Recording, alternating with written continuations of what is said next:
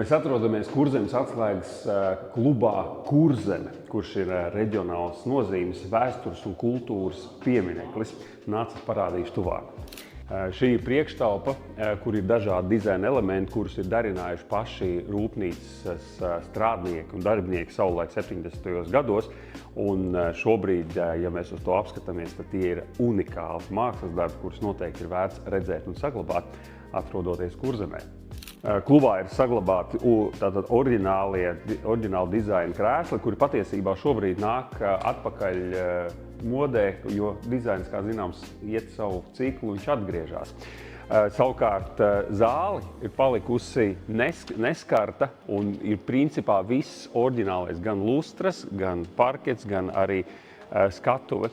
Šīs telpas nav skāris tas mūsdienīgais reģipsisms, un to ir vērts novērtēt.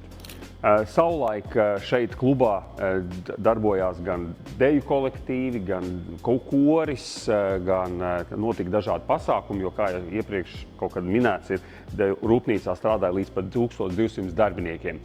Mūsdienās šeit var paviesoties, iepriekš piesakot, mēs varam satikt tevi ekskursijā, vai arī tev ir iespēja norganizēt šeit pasākumu un redzēt visu savām acīm.